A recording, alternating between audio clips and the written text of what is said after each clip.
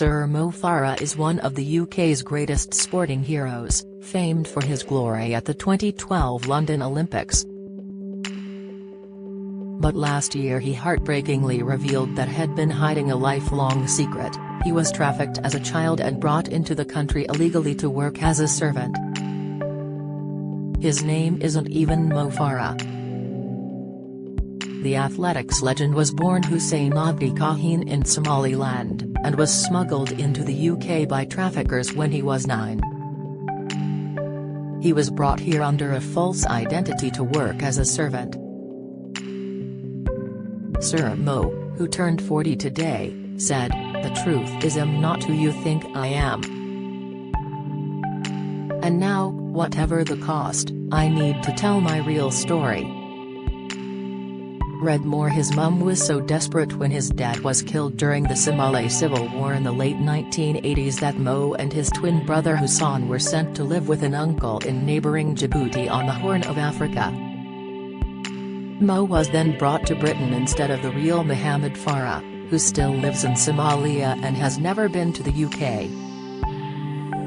The astonishing details were revealed in a BBC documentary. He admitted he was unsure if going public with the truth means he has put his British citizenship in jeopardy. He said, "Despite what I've said in the past, my parents never lived in the UK. When I was 4, my dad was killed in a civil war. As a family we were torn apart. I feel like I've always had that private thing where I could never be me and tell what's really happened." After hiding the truth for 30 years, he said he wanted to feel normal rather than holding on to something.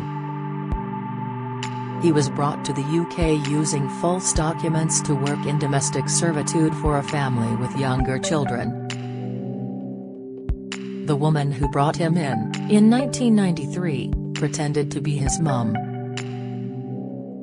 He realized he had taken someone's place when the man meeting them at the airport wondered where his son was. Sir Mo said, he was her husband and their family name was Farah. He was waiting for her and his oldest son Mohammed. When they got to the house, the woman destroyed the contact details Mo had for his only UK relative. "At that moment I knew I was in trouble," Mo said. The woman, who did not respond to requests to appear in the documentary, threatened him to stop him telling anyone the truth.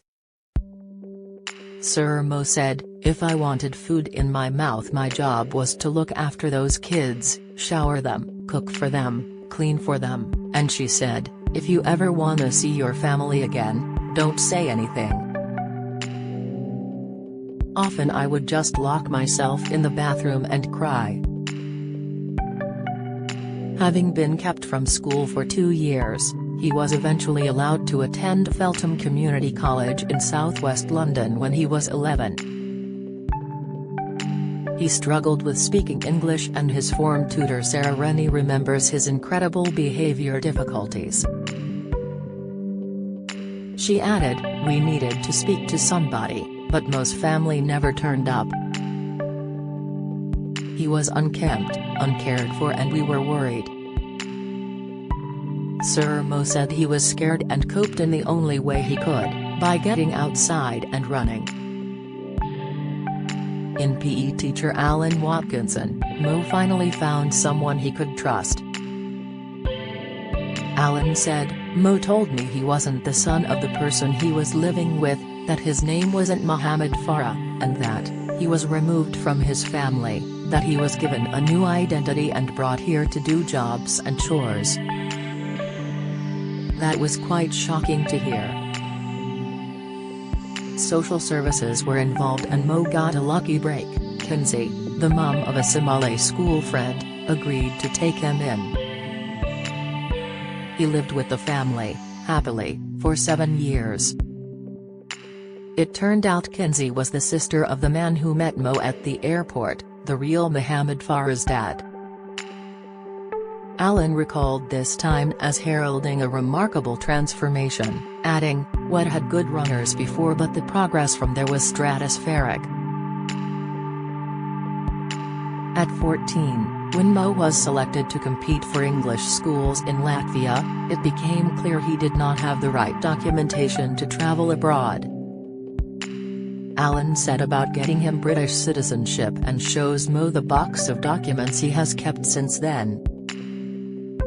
"We just bombarded them," he explained. Sir Mo says he doesn't want to get his former teacher into trouble, but Alan is bullish.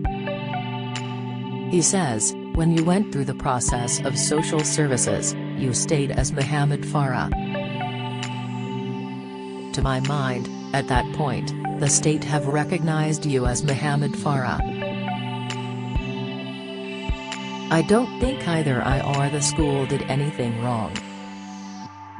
But deciding to take legal advice, Sir Mo is shocked to learn his application for British citizenship was obtained by fraud or misrepresentation in the eyes of the law, which means his British nationality could be taken away. Mo said in his 2013 autobiography, Twin Ambitions, that he was born in Mogadishu, in Somalia, and came to the UK as a youngster with his mum and two of his brothers to live with his dad. Sir Mo's wife Danya, who met him at school, said she only learned the full truth as they prepared to marry in 2010. She said she was gobsmacked. Tanya adds the big question, still unanswered by the end of the documentary, is why he was switched for the real Mohammed. Mo, who gave one of his sons his own real name Hussein, traveled to Somaliland to visit his mum, Aisha, in his quest for answers. The pair got back in touch after she sent him her phone number when he was a teenager. Aisha had spent years not knowing Mo had been taken to live in the UK. His dad, Abdi, was killed by shrapnel from a bazooka while tending his cattle. Aisha told Mo, "We all thought we were dying. Boom, boom, boom was all we heard. I sent you to your uncle so you could have something." She claimed to have no idea why he ended up in the UK, saying, "No one told me. I lost contact with you. We didn't have phones. There was nothing here. The land was devastated." Sir Mo visited the shack he lived in with his uncle in Djibouti and said, "The hardest thing is admitting to myself that someone from my own family may have been involved in trafficking me." He learns there are up to 100,000 trafficking victims in the UK. Sir Mo said, "What really saved me was I could run." He won Olympic gold in 2012 in the 5,000 meters and 10,000 meters, and repeated the double at Rio in 2016. He said he lied about his past to protect himself, adding he has only recently realized it is okay to reveal the truth. When the BBC found Kinsey, Mo hoped she would have more details seeing as she is the sister-in-law of the woman who smuggled him in. But Kinsey said she was told Mo was an orphan. She said she told social services she was his aunt because he was not being treated well. She phoned her nephew, the real Mo Farah, who it turns out has no interest in running. Sir Mo told him, "I want to say thank you. I used your name. I came here as a child and it's been hard." The real Mo said, "It's okay, you're still my brother." Sir Mo said, "I feel something's been lifted off my shoulders." He planned to stick with the name and has sought legal advice on speaking to the Home Office. Producers were unable to contact any of his family in Djibouti or the man who met Mo off the plane. A Home Office spokesperson told the Mirror, "No action whatsoever will be taken against Sir Mo, and to suggest otherwise is wrong." Do you have a story to sell? Get in touch with us at webcelebs@mirror.co.uk or call us direct at 0207 29 33 033.